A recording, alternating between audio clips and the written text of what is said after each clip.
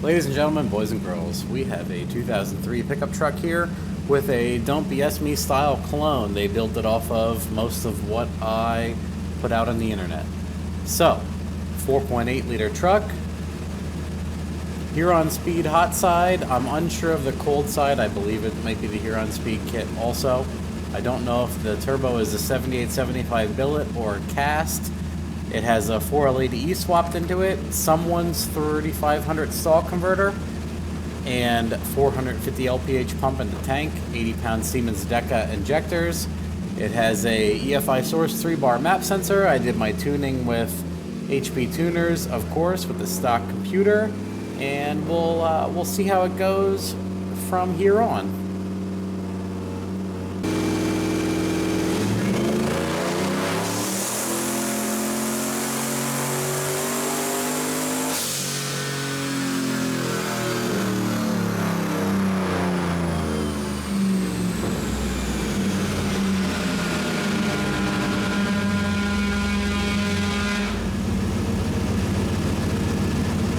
Okay, ladies and gentlemen, this car is pump gas and methanol for added insurance. It could probably make these numbers on straight pump gas, but it's nice to have, you know, the methanol kit on there for if you're going to be thrashing this thing. So, that's what it's running fuel-wise if people are asking. Pump and meth. It doesn't really need it, but hey, it is a awesome insurance policy, in my opinion, for a heavier truck.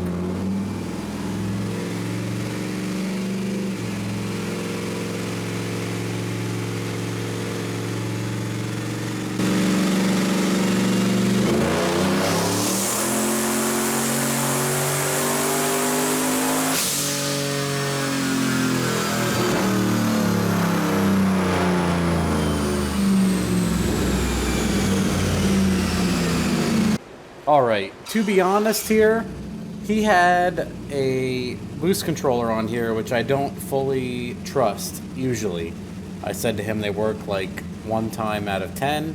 His was working fine, so we used it during the day. It ended up working fine on the dyno and fine on the street. It is a bleed valve on the lower reference, so we'll go over the data logs in a minute here, but he made fairly low boost, like 6 pounds, and we turned it up to 14, 15 pounds pump and meth to be super safe.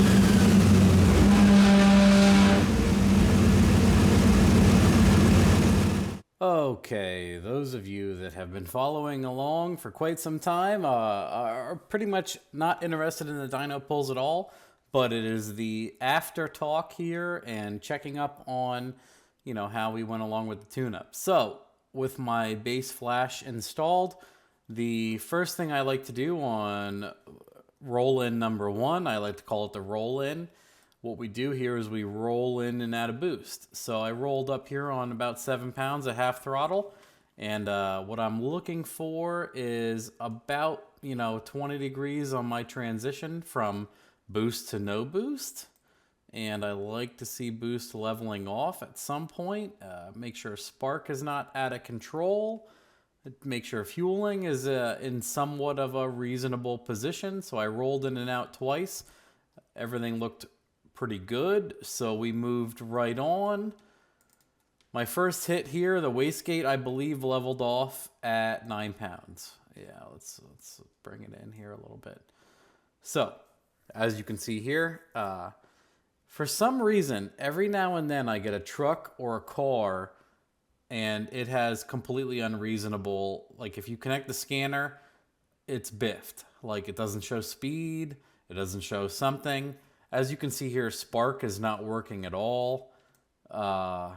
Gram cylinder is, coolant temp is completely locked out.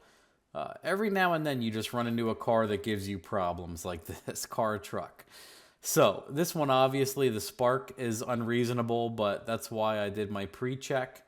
So this, I was staring at his wideband and his boost gauge, and then I looked at this stuff later. So about 172 kPa, approximately 9 pounds. It was running approximately 14 degrees based off of my gram cylinder area, and everything else was okay. And it made 390 wheel, and it was super fat. So we went right back at it. I changed my tune up a little bit and we dove right back in, and I added a little bit of boost and 183 kPa. Let's here, let me bring this up for you, kPa calc. Yeah. Everybody wants to know. 183 kPa, 183, about 12 pounds. 12 degrees, 12 pounds. It leveled off at 178. So, I don't know why I closed that. I needed it. Leveled off to about 179, about 11 pounds average. So 11 pounds, 14 degrees, which I wrote in the data log, 11 PSI, 14 degrees, made 416 horsepower. And I believe this was still fairly rich. There is no wideband data on the log. I'm sorry. I apologize. So right here, I added some boost, trimmed some fuel, all at the same time. Everything was going really well. I said, man, this boost controller normally really sucks, but it's doing very good for you. He laughed. 195 kPa. Almost 12 PSI is incorrect. It's about 14 pounds. And we're seeing here about 13 degrees, 15 up top, 1150 air fuel, and this made 464 horsepower to the tire, and yeah, 185 kPa average. I'll give you guys a little, about 12 pounds. 12 pounds, 15 degrees, 464. I'm like, okay, we'll add some boost to this thing and see if it wants to go a little bit more. So what we do is, we bring up, so we get 14 pounds out of this pull. This is the first one. See this again, I think my scanner biffed. Yep, my scanner totally whiffed this one. But I saw on the boost gauge about approximately 14 PSI. And as we can see here, once it comes up hard on boost, about 13.5 PSI, 14 at 6100. Look, duty cycle and everything is just biffed. Gram cylinder, everything is just annihilated. It's funny how some vehicles will just give you trouble like this. So, back and forth, what do we got here? 14 pounds, 14 degrees, 198. That's not true. That's 498.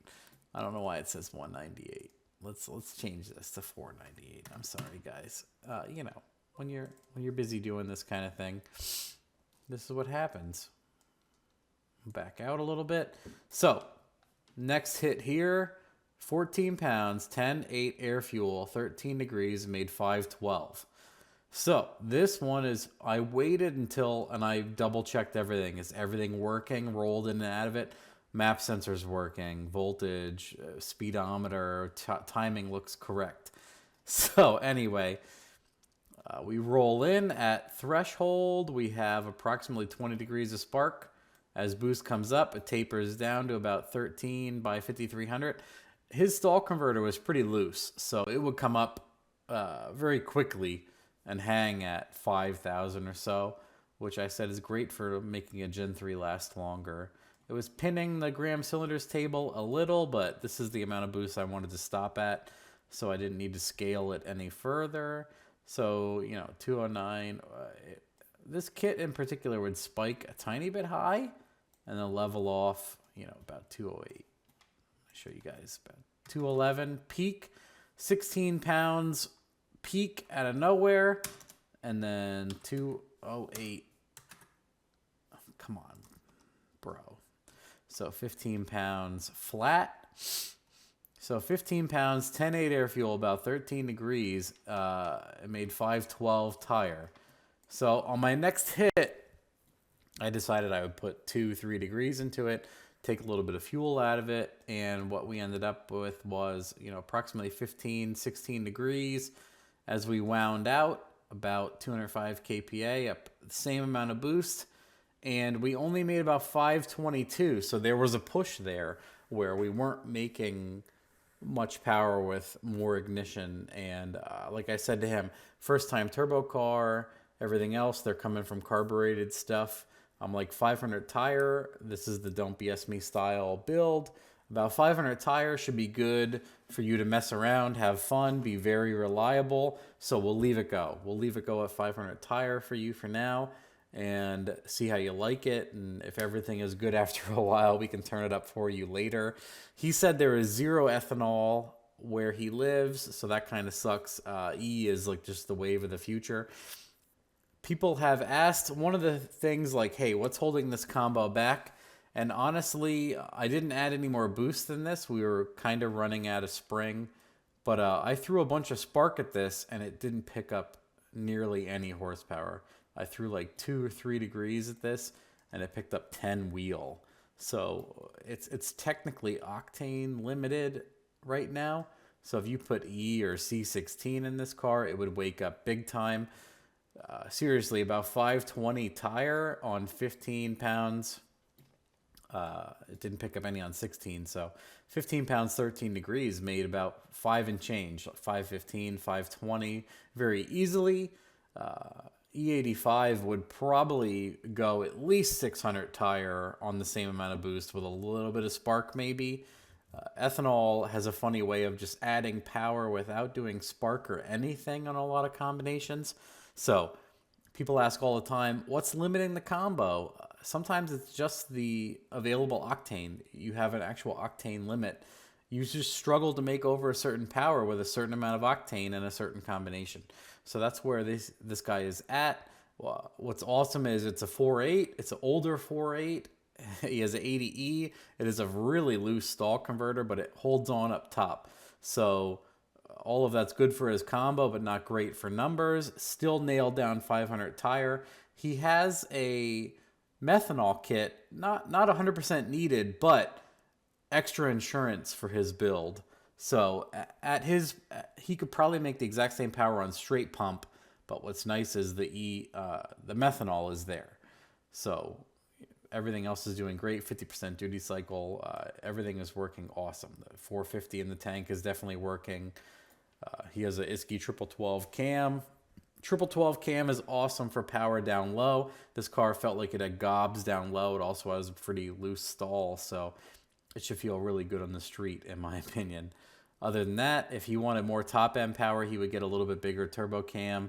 The 7875 and the billet 7875, you can push 700-800 rear wheel out of the damn thing if you just get the octane or E85 or the fuel system for it. So, but he has a Gen 3, blah, blah, blah, blah, blah. So, hope you all understand everything encompassing this. He still was easily doing, at low 6,000 RPM, he was over, 130 mile an hour on the dyno. Plenty to really screw up your friends who think they have fast cars when you walk them with your truck.